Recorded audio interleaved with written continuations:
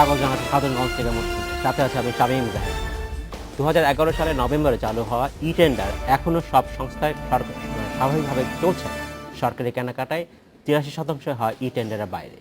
এখন পর্যন্ত 9টি মন্ত্রণালয়ের 8টি বিভাগ এবং 22টি সংস্থায় চালু হয়েছে এটি। গণপূর্ত বিভাগের 21টি পি অফিস থাকলেও এখনও এতে একটি টেন্ডারও জমা পড়েনি। আজ আমাদের আলোচনার বিষয় ই টেন্ডার। এই নিয়ে আলোচনা করতে আমার সাথে স্টুডিওতে রয়েছেন সেন্ট্রাল প্রকিউরমেন্ট টেকনিক্যাল ইউনিটের মহাপরিচালক অমূল্য কুমার দেবনাথ এবং পলিসি রিসার্চ ইনস্টিটিউটের নির্বাহী পরিচালক আহসান এইচ মনসুর। তবে মূল আলোচনা যাবার আগে দেখে নেব একটি প্রতিবেদন।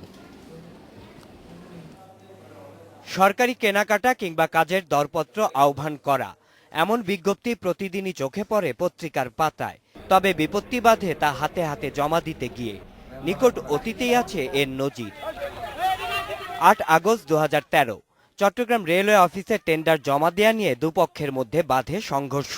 গোলাগুলিতে প্রাণ হারায় এক শিশুসহ 2 জন। এসব ঘটনা থেকে পরিত্রাণ পাবার উদ্দেশ্যে 2011 নভেম্বরে চালু হয় ই টেন্ডার প্রক্রিয়া। সেন্ট্রাল প্রকিউরমেন্ট টেকনিক্যাল ইউনিট সিপিটিইউ এর সর্বশেষ তথ্য অনুযায়ী গেল 2.5 বছরে অনলাইনে টেন্ডার জমা পড়েছে 6,500-এর বেশি। তবে সরকারি অফিসগুলোতে এর বিস্তৃতি ঘটছে না ভিন্ন কারণে। এখন একটু পাওয়ার এক্সারসাইজ করছি, কাউকে একটু ফেভার করতে পারছি, কাউকে পাচ্ছি না। কিন্তু যদি আমি টোটালি সিস্টেমের মধ্যে যাই, ই টেন্ডারিং সিস্টেমে, তাহলে তো আমার ওই পাওয়ারটা খর্ব হচ্ছে।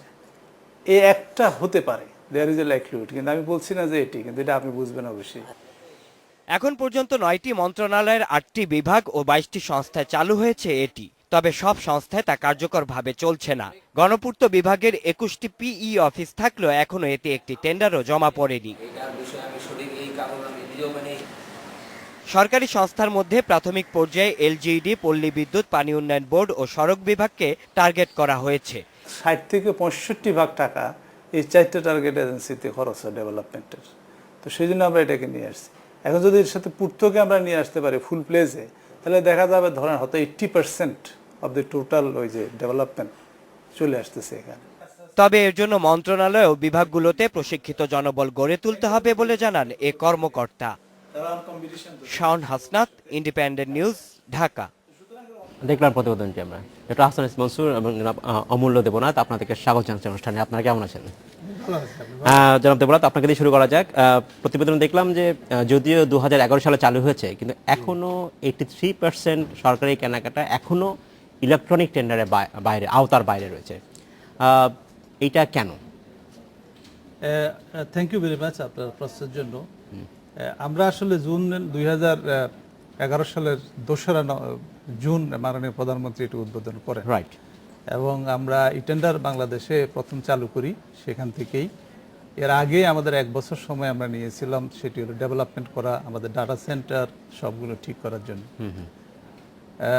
প্রথম দিকে আমরা 2011 সালের মধ্যে কি এই সফটওয়্যার ডেভেলপমেন্ট নাকি সফটওয়্যার ইনস্টলমেন্ট হয়েছে? আমরা ডেভেলপ করা শুরু করেছিলাম 2010 সালের আগস্ট মাসে। তাহলে আমরা বলতে পারি 2011 সাল থেকে শুরু হয়েছে। 11 সালে 9 মাসের মতো আমরা সফটওয়্যার এবং আমাদের data centre with full backup electricity সহ সেটি আমরা করি। তো প্রথম আমাদের জুন 2012 সালে আমাদের যখন শুরু হয়, তখন পুরো 6 মাসে আমাদের প্রায় বিড ইনভাইট করে 14টা।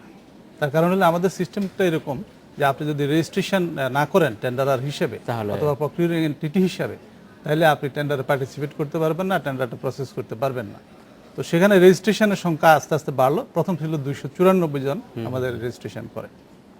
পরের জুন 2013 পর্যন্ত, মানে 1 বছর, সেখানে যদি আপনি ধরেন তখন রেজিস্টার্ড বিডারের সংখ্যা ছিল 1067 জন এবং 498টা টেন্ডার মাত্র তখন পড়ে এই একটা জায়গায়। এর পরের বছর আপনি প্রায় 7,000 আমাদের। এই যে গতি, এটা কি আপনার কাছে কি আশাব্যঞ্জক মনে হচ্ছে নাকি হতাশাব্যঞ্জক? প্রথম 2 বছর আমাদের আশাব্যঞ্জকও ছিল না, আমি হতাশাব্যঞ্জক বলবো না। এই কারণে, কারণ হলো নতুন সিস্টেমের সাথে হ্যাবিচুয়েটেড হতে একটু সময় লাগে, প্রচারের একটি বিষয় রয়েছে। তারপরে যে লার্নিং, যেটি আমি বলি আইটি যে এক্সপার্টিজ, সেটাও হয়তো ছিল না। কিন্তু আপনি যদি দেখেন যে গত জুলাই থেকে ধরি, তাহলে দেখবেন শার্পলি কিন্তু এটি ইনক্রিজ করছে। এখন প্রায় 7,014টি টেন্ডার, কিন্তু যেখানে 1,067 ছিল আপনার জুন 2013-তে, এখন মার্চ 2014-তে এপ্রিলের আমি যদি 7 তারিখ পর্যন্ত আমার কাছে সেটি প্রায় 7,000-এর মতো। ধন্যবাদ জনাব দেবরাত, আমি আপনাকে ফিরে আসবো। ডক্টর মনসুর, আপনার কি মনে হয় যে যে গতিতে আমরা এগোচ্ছি, এটা কি স্লথ গতি নাকি বেশ ভালো গতি? না, ইনিশিয়েটিভটা তো most Definitely welcome। ভালো। এটা নিয়ে কোনো ডিবেটের সন্দেহ কিছু নেই। নাই, এবং আমাদের মতো যেখানে দুর্নীতির প্রবণতা বা মাসল পাওয়ারের এক্সারসাইজটা খুব বেশি হয়, সেখানে এটাই একটা ওয়ে আউট, পার্টিকুলার লোকাল লেভেলে এটাকে থেকে বের করে আনা। তো সেই জন্য এটাকে স্বাগতম। কিন্তু কথা হলো যে যে কোনো টেকনোলজিক্যাল চেঞ্জ, আমি IMF এ ছিলাম, বিশ্বব্যাংকের সাথেও দেখেছি Absolutely. যে এটা যে কোনো চেঞ্জ কিন্তু একটু সময় নিয়ে সময় শুধু না, প্রস্তুতি তো লাগবে, যেটুকু লাগবে সেটুকু লাগবে, আচ্ছা। কিন্তু ম্যানেজমেন্টকে অ্যাকসেপ্ট করতে একটা দ্বিধা থাকে। কারণ ম্যানেজমেন্ট যারা টপে, তারা কিন্তু এটাতে খুব বেশি এফিশিয়েন্ট না, তারা কিন্তু ওই বোতাম টিপতে অভ্যস্ত না। একটা বাচ্চা ছেলে যা পারে, ডাইরেক্টর সাহেব, ম্যানেজিং ডিরেক্টর সাহেব কিন্তু তা পারে না। এইখানে যেটা দরকার হয়, এই দ্বিধা কাটাতে রাইট। উপর থেকে একটা ডাইরেক্টিভ আসতে হয়, অর্থাৎ ক্যাবিনেটের একটা ডিসিশন দরকার যে তোমাদেরকে এত তারিখের মধ্যে অল টেন্ডারিং এটার মাধ্যমে করতে হবে, না হলে পরে কেন হবে না সেটা এক্সপ্লেন করে আমাদেরকে প্রতিবেদন পাঠাও, দেখবেন যে কাজ হয় কি হয় না। কারণ আমরা টেন্ডারিং এ যে যে যে অভিযোগগুলো প্রায় হয় এবং যেটা নিয়ে মারামারি হয়, খুনাখুনি হয়, এবং আমাদের সাথে একটা স্বাভাবিক একটা চিত্র হয়ে দাঁড়িয়েছে। এটা বন্ধ করতে হলে একটা বড় উপায় হচ্ছে যে ই টেন্ডারিং। এইটাই হচ্ছে উপায়। এবং দুনিয়া জোড়া কিন্তু এখন আপনি যান যে কোনো এডিবি বা ওয়ার্ল্ড ব্যাংক বা যে কোনো জায়গায় প্রতিষ্ঠানে আপনি বিড করতে চান, যে কোনো টেন্ডারে আগে একটা ভেন্ডর রেজিস্ট্রেশন লাগবে, Right. এবং তারপরে যেটা হবে যে টেন্ডারিং প্রসেসে আমাকে পার্টিসিপেট Apply করতে করতে দেবে, হবে, জি। এবং সিলেকশন, এক্সপ্রেশন অফ ইন্টারেস্ট বা RFP, এই প্রসেসটা ওইখান দিয়েই হবে। আচ্ছা। তো এই জন্য এটার কোনো আমি এটার বাইরে আমি কোনো কিছু চিন্তাই করব না। আমি যেটা চিন্তা করব, যেটাকে কিভাবে ওয়াইডলি অ্যাকসেপ্টেবল করা যায় এবং কিভাবে এটার ইন্টিগ্রিটি রক্ষা করা যায়। ইন্টিগ্রিটির দুটো তিনটা দিক আছে, এবং এই তিনটে জিনিসকে আমাদের নজর দিতে হবে। ইন্টিগ্রিটির দিক থেকে হচ্ছে যে একটা টেকনিক্যাল ইন্টিগ্রিটি, যেন কেউ যেন হ্যাকার্স বা বাইরের থেকে কোনোভাবে এটাকে কম্প্রোমাইজ করতে না পারে, এটাকে পলিউট করতে না পারে আউটসাইডার্স। আর 2 নম্বর হচ্ছে যে প্রসেসটাকে যেন ফিজিক্যাল ইন্টারভেনশনের মাধ্যমে কোনোভাবে ম্যানিপুলেট করা না হয়। ধন্যবাদ ডক্টর মনসুর। জনাব দেবনাথ, আপনার কি মনে হয় এখন যে ই টেন্ডারিং যেখানে যেসব প্রতিষ্ঠান চলছে, এটার পাশাপাশি কি ট্র্যাডিশনাল বা সনাতনী পদ্ধতিতেও টেন্ডারিং চলছে, নাকি দুটো একসাথে বা শুধুমাত্র টেন্ডারিং চলছে? দুটো পদ্ধতি চলছে। চলছে। এই কারণে যেহেতু আমরা রাতারাতি ওভারনাইট তো সবগুলো 100% নিয়ে আসতে পারবো না, সেই জন্য আমাদের টেন্ডারিংও চলছে, এবং ট্রেডিশনাল যে টেন্ডারিং ম্যানুয়াল সেটিও চলছে। তবে এখানে একটা স্পেশালিটি আছে। স্পেশালিটি হলো এই, যদি আপনি টেন্ডারিং একবার স্টার্ট করেন, মানে সোজা কথা হলো ইলেকট্রনিক ইন্টারনেটে যদি আপনি একটা টেন্ডার স্টার্ট করেন, তাহলে আপনাকে একদম পুরো সাইকেল কমপ্লিট করতে হবে। এটা হলো আমাদের দেশের সিস্টেমের স্পেশালিটি, যেটা অনেক দেশে নাই। আমাদের দেশে আছে যে শুধু সাবমিশনটা আপনি বলছেন, তারা এটাকে টেন্ডারিং বলছে, অথবা ধরেন টেন্ডারটা ওপেন করছেন, সেটাই টেন্ডারিং করছেন। পাবলিকেশনটা বলছে, তারা অনেক সময় এটাকে টেন্ডারিং বলছে। কিন্তু আমাদের সিস্টেমটা হলো পুরো প্রসেসটা, আমাদের এখানে দুটো পার্ট, কিন্তু একটা হলো পুরো প্রসেস পার্ট, আর একটা হলো এক্সিকিউশন পার্ট। আমার পুরো সিস্টেমটা হলো একদম কমপ্লিট সলিউশন, অর্থাৎ আপনি once you start with the tendering, you have to complete the total process through the internet. তো সেটি এই জন্য আমরা বলছি যে যেটিতে আপনি শুরু করবেন টেন্ডারিং, সেটা টেন্ডারিং কমপ্লিট করতে হবে, এখানে কোনো ম্যানুয়াল চলবে না। আর ম্যানুয়ালটা আলাদা চলবে যতক্ষণ না আমি 100% কভার করতে পারছি। একই টেন্ডারে কি দুটো হতে পারে? না, ইলেকট্রনিক এবং আই হোপ নট। কারণ আমাদের একটা গাইডলাইন্স আছে, হ্যাঁ। এবং এটা আইনের থেকে শুরু, আইনে 65 বলা আছে যে আমি ইলেকট্রনিক টেন্ডারিং করব বাংলাদেশে সব জায়গায়। তো তার কিন্তু ইলেকট্রনিক টেন্ডারিংটা গভর্ন হবে একটা গাইডলাইন্স দ্বারা, সেটি মন্ত্রিসভা এটি অ্যাপ্রুভ করার পর আমরা গেজেট করি। তো সেই গাইডলাইনে পরিষ্কার করে বলা আছে। টেন্ডারিং প্রসেসে কি কোনো বাড়তি সুবিধা দেওয়া হবে যদি কেউ ইলেকট্রনিক প্রসেসে টেন্ডারটা সাবমিট করে থাকে, সে কি বাড়তি কোনো পয়েন্ট পাবে কিনা? না, সে কোনো বাড়তি পয়েন্ট পাবে না, তবে তার জন্য একটা সুবিধা আছে, কারণ তার বিজনেস কস্ট অনেক কমে গেছে। তার কারণ হলো তাকে এখন ফিজিক্যালি টেন্ডার জমা দিতে যাওয়া হচ্ছে না, আপনি তার জীবনটা রক্ষা পাচ্ছে। সেটি তো আছে ফিজিক্যাল। আমরা এই জন্য একটা স্লোগান ডেভেলপ করেছি, আমরা বলতেছি যে ইলেকট্রনিক টেন্ডার ঝুট ঝামেলা নেই। এটা আমাদের স্লোগান এখন। আমরা চিঠির মধ্যে লিখি, সব জায়গায় লিখি। ইভেন আপনি যদি আমাদের URL এ যান, তখন দেখবেন যে কোনার মধ্যে এটা ব্লিঙ্ক করছে যে এই জায়গাটাতে। তো সুতরাং বাড়তি সুবিধার কথা যেটা বলছেন, সেটি এটি পাচ্ছে যে তার বিজনেস কস্ট কম, তার হ্যাসেলটা সে যেতে হচ্ছে না, তার পেপারলেস ওয়ার্ক, সে শুধুমাত্র ইভেন টেন্ডার প্রিপারেশনের সুবিধা, টেন্ডার প্রিপারেশন তার ভুল হওয়ার কোনো সম্ভাবনা নেই। সে শুধু ইউনিট কস্টটা সে উল্লেখ করতে হবে, আর কাগজগুলো যেগুলো চায় সেগুলো সে অ্যাটাচ করে দিতে হবে, আপলোড করতে হবে। এটা একটা সুবিধা। এবং সেখানে তাকে হিসাব করতে হয় না, তার হিসাবগুলো অটোমেটিক হয়ে যাচ্ছে। এমনকি কথায় যে লেখা, সে কথা লেখাগুলো কিন্তু আপনার সিস্টেম থেকে করে দিচ্ছে তাকে। ফলে এটি খুবই সুবিধা তার জন্য। আচ্ছা, ডক্টর মনসুর, আপনার কি মনে হয় যে ই টেন্ডারিং গেলে তাকে বাড়তি সুবিধা দেওয়া উচিত যাতে সবাই এটাকে উৎসাহিত বোধ করে এখানে? না, আমি মনে করি যে ই টেন্ডারিং যখন থাকবে সেটা তো একটা টেন্ডার, প্রকিউরমেন্ট টেন্ডার যদি বাড়তি কোনো, হয়, হ্যাঁ। সেটা যখন অ্যানাউন্স করা হলো এবং বলা হলো ইলেকট্রনিক্যালি ইজ অনলি অপশন, সেই ক্ষেত্রে আর বাড়তি সুবিধার দরকার নেই। কারণ আমি যদি ওটাতে ইন্টারেস্টেড থাকি, বাংলাদেশে এখন এমন কোনো অসুবিধা নেই কোথাও ইলেকট্রনিক্যালি ওটা পাঠানোর ব্যাপারে। এখন 3G চলে আসছে, হ্যাঁ। আমি আমার মোবাইল থেকেও পাঠাতে পারি। তো এদিক থেকে যদি কেউ বলে যে আমি পারবো না, ইউ শুড নট কম্পিট, আমার সোজা মেসেজটা হবে সেটাই যে তোমার দরকার নেই, তোমাকে ছাড়াও আমরা করতে পারবো। আচ্ছা, তো that should be the incentive, যে আমি বিজনেস হারাবো না আমি বিজনেস রাখবো। That's good enough incentive for them to participate. যেটা করতে হবে সেটা হলো কর্মকর্তাদেরকে আইনি বা ক্যাবিনেট ডিসিশনের মাধ্যমে জানিয়ে দিতে হবে যে everybody has to start with E tendering. সেটা যদি একটা নির্দেশনা চলে আসে তাহলে এটা- এবং সেটা বলা হয়েছে যে আগামী 3 থেকে 6 মাসের সময় দেওয়া হলো তোমাদেরকে, এভরি ডিভিশন এভরিথিং এটার মধ্যে আসবে। যদি কোনোটা না আসতে পারে স্পেসিফিক কারণ দর্শিয়ে সেটা সিপিইউ কে মাধ্যমে বা এবং মন্ত্রণালয়ের মাধ্যমে এটা ক্যাবিনেটকে একটা ব্যাখ্যা করতে ইনফরমেশন হবে। দিতে হবে, রিপোর্ট দিতে হবে কেন পারিনি। তাহলে দেখা যাবে সবাই কমপ্লাই করে। ধন্যবাদ ডক্টর মনসুর। আমাদের একটু সময় হচ্ছে বিরতি যাবার, ফিরে এসে আমরা কথা বলবো। সময় হলো একটি বিরতি যাবার, ফিরতে শিখি, সাথেই থাকবো।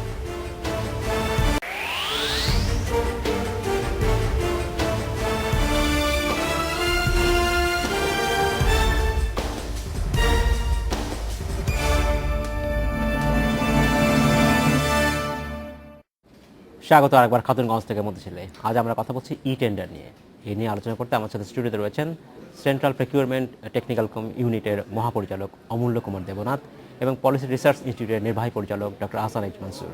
যারা মনসুর এবং জানান দেবনাথ, আপনাদেরকে স্বাগত জানাচ্ছি প্রশ্ন আরেকবার। জানান দেবনাথ, বিরতিতে যাওয়ার আগে কথা বলছিলাম আমরা ই টেন্ডারিং নিয়ে, এখানে সুবিধা অসুবিধার কথা বলছিলাম। যেসব প্রতিষ্ঠান ই টেন্ডারের দিকে ধাবিত হবে, এই টেন্ডারকে গ্রহণ করতে যাবে, তাদের কি আপনারা কি কোনো বাড়তি ইনসেন্টিভ দেওয়ার কথা বলছিলেন? কি ধরনের incentive কথা বলছেন? আমরা আসলে এখন যে 4টি টার্গেট এজেন্সিকে আসলে টার্গেট করা আছে, আচ্ছা। বাকি যারা আসছে তারা তাদের সিদ্ধান্ত, গভর্নমেন্টের সিদ্ধান্ত আছে যেহেতু আমরা এটা রোল আউট করব পুরো দেশে, সেই হিসাবে তারা আসছে। যে 4টা টার্গেট এজেন্সিকে আমরা টার্গেট করেছি, যেমন এলজিইডি, ওয়াটার ডেভেলপমেন্ট বোর্ড, আরইবি এবং আরএসডি। তাদের যারা প্রকিউরিং এন্টিটি তাদেরকে একটু আমরা ওখানে একটা ইউনিটের মতো করে দিয়েছি। সেখানে আপাতত একজন ট্রেনার আছে, 2জন হেল্প ডেস্কের লোক আছে যারা প্রজেক্ট থেকে ওখানে নিয়োজিত, যারা কন্টিনিউয়াসলি হেল্প করে যারা টেন্ডারদেরকে যে কোনো সমস্যা বা যেগুলো নিয়ে। আরেকটি ইনসেন্টিভ মেকানিজম সেখানে আছে, সেটি হলো যে আমরা টার্গেট দেওয়া আছে যে হ্যাঁ আপনি 0 পিরিয়ডে এত, ফার্স্ট পিরিয়ডে এত, সেকেন্ড পিরিয়ডে, মানে বছর বছর আপনি এতগুলো টার্গেট করবেন। যেমন আমাদের 2016 পর্যন্ত আমরা বলছি যে 4টি টার্গেট এজেন্সিতে আপনি 34,000-এর মতো টেন্ডার আপনি করতে হবে কিউমুলেটিভ হিসেবে। রাইট। তো সেখানে যখন সে যাবে তখন আমরা বলছি যে আপনাকে এতটুকু টার্গেট যদি আপনি অ্যাচিভ করেন আমরা এত লাম্পে নাও, এটাকে বলে ডিএলআই, ডিসবার্সমেন্ট লিঙ্ক ইন্ডিকেটর। আচ্ছা। ওই ইন্ডিকেটরগুলো যদি আপনি অ্যাচিভ করেন দেন আমরা এত টাকা আপনাকে ডিসবার্স করে দেব। Fine. সেই টাকাটা ক্যাশ ইনসেন্টিভ না, In terms of সেটি kind. হবে যে হ্যাঁ সে একটা কম্পিউটার ক্রয় করবে, যারা ইউজ করে তাদেরকে আচ্ছা, একটা আচ্ছা। ল্যাপটপ দিবে। তাহলে একটা computer এইসব দিবে। যে 4টি এজেন্সিকে আপনি টার্গেট করেছেন সেটা যদি হয়, তাহলে এখন যে 83% সরকারি কেনাকাটা বাইরে রয়েছে, তখন কত পার্সেন্ট হবে?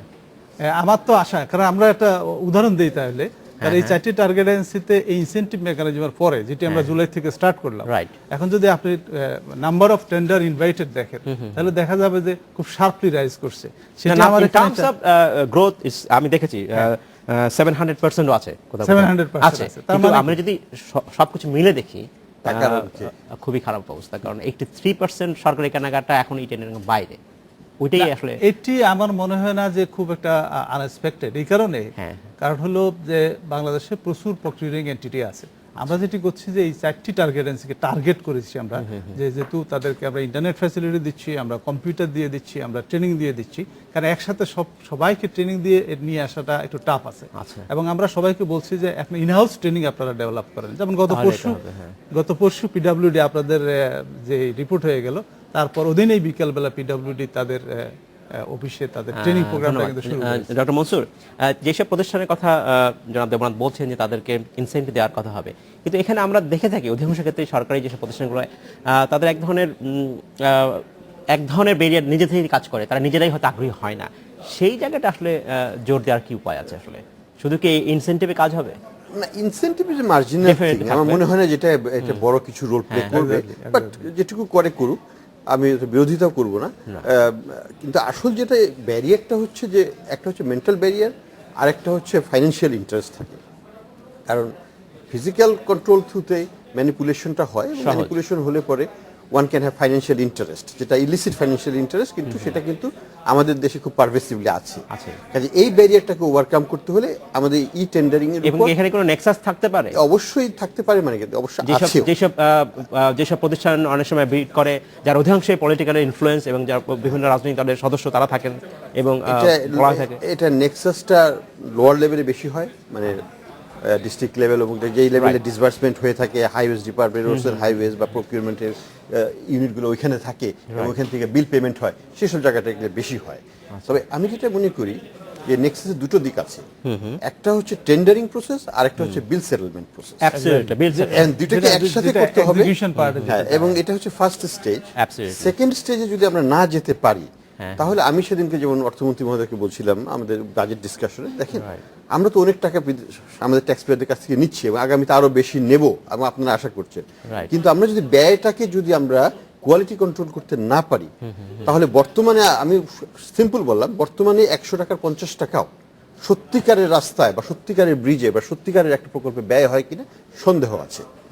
এই যে বিরাট একটা ক্ষতি, এটা তো বিভিন্ন কারণে, টেন্ডার প্রসেসের মাধ্যমে হয়, বিল সেটেলমেন্টের মাধ্যমে হয়, আবার লোকাল লেভেলে চাঁদাবাজির মাধ্যমে হয়। তো এই তিনটা সোর্সকেই এলিমিনেট করতে হবে যদি আমাদের এফিসিয়েন্সি ইন এক্সপেন্ডিচার বাড়াতে হয়, এবং অডিট প্রসেসটাকে ফাংশনাল অডিট করতে হবে, অর্থাৎ আউটপুট বেসড অডিট করতে হবে, আউটকাম বেসড। আমি একটা ব্রিজ করলাম, কত টাকা খরচ করলাম সেটা ইম্পর্টেন্ট না, যেটা বর্তমানে অডিটিং এর জোর দেওয়া হয়। ব্রিজটার স্থায়িত্বকাল কতকাল, ব্রিজটাকে স্পেসিফিকেশন অনুযায়ী হয়েছে কিনা, সময় মতো হয়েছে কিনা, this are the audits that we need. তো এগুলোকে আমাদেরকে একটা ইন্টিগ্রেটেড প্রসেসের মধ্যে নিয়ে আসতে হবে। তা না হলে কিন্তু দেখা যাবে যে টাকা পেমেন্টের সময় আটকে দিয়ে ঠিকই একই কাজ করে নেবে, এবং তখন কিন্তু কাজের কোয়ালিটি কিন্তু বাড়বে। জনাব দেবনাথ, বিল সেটেলমেন্টের বিষয়টা কি আমরা এই প্রোডাক্টের সাথে সম্পৃক্ত এখন আছে নাকি ভবিষ্যৎ পরিকল্পনা রয়েছে? আছে আমাদের। আমি যেটি বলছি এটা একটা কম্পোজিট সলিউশন আমাদের এটি। সেটা হলো আমি যেটাকে বলছি যে এটা দুটো পার্ট আছে, একটা প্রসেস পার্ট যেটা টেন্ডারিং এর, আপনি টেন্ডারের প্রিপারেশন অফ প্রকিউরমেন্ট প্ল্যান থেকে শুরু করে ওয়ার্ক অর্ডার পর্যন্ত কন্ট্রাক্ট সাইন করলেন, এটি একটা পার্ট শেষ হয়ে গেল, যেটা থিওরিটিক্যালি এটা পেপার ওয়ার্ক বা এটি যেটি বলেন, এটা আমাদের ইলেকট্রনিক টেন্ডারিং এ যেটা ই টেন্ডার পার্ট বলে আমরা এটাকে স্বীকৃতি দিই। আরেকটি হলো যে এক্সিকিউশন পার্ট, যেটা আমরা বলি ইসিএমএস, এটা কিন্তু অলরেডি আমরা ডেভেলপ করেছি, সেটি হলো যে ই কন্ট্রাক্ট ম্যানেজমেন্ট, এবং যেটি বলছেন বিলের এবং অডিটের বিষয়গুলো, সেগুলো হলো ই কন্ট্রাক্ট ম্যানেজমেন্টের বিষয়। এটি কিন্তু অলরেডি আমাদের সিস্টেম, এই জন্য আমরা এটাকে ইজিবি বলি, electronic government procurement, electronic tender plus electronic contract management system, এবং সেটি কিন্তু আছে। এখন যে বিল যেটি, এটি অটো জেনারেটেড হবে, যে আপনি যখন নাকি আপনি, তবে একটি বিষয় আছে, তথ্যগুলো তো আপনাকে দিতে হবে বিলের ব্যাপারে, বিশেষ করে আপনি মেজারমেন্টের যে মেজারমেন্ট বুকের উপর ভিত্তি করে সেই তথ্যগুলো কেউ না কেউ এখানে আনতে হবে, এই একটা জায়গায় আছে ম্যানুয়াল। আরেকটি হলো ফিল্ডের যে কোয়ালিটি কন্ট্রোল যেটি বলছেন, সেটি হলো যে স্পেসিফিকেশন অনুযায়ী আপনি কাজটি করলেন কিনা, সেই কোয়ালিটি কিন্তু আপনাকে সিস্টেম থেকে ঠিক করতে পারবে না, সেটা অবশ্যই একটা ব্যক্তি থাকবে, মানুষকেই করতে হবে সেই একটি জায়গাতে। তো সেটি কিন্তু আমাদের সিস্টেমের মধ্যে আছে অলরেডি। এটি আমরা যেটাকে বলি দুটো পার্টে করা, এবং এটি একটা কম্পোজিট সিস্টেম।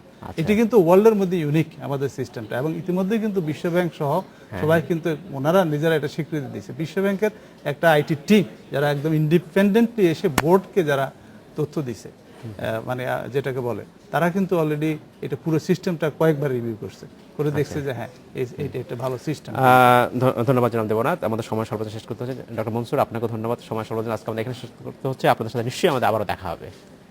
আপনাদের এই ছিল আজকে আমাদের খাতুনগঞ্জ থেকে মতো ছিল, আমাদের সাথেই থাকবেন, দেখা হবে আবারও।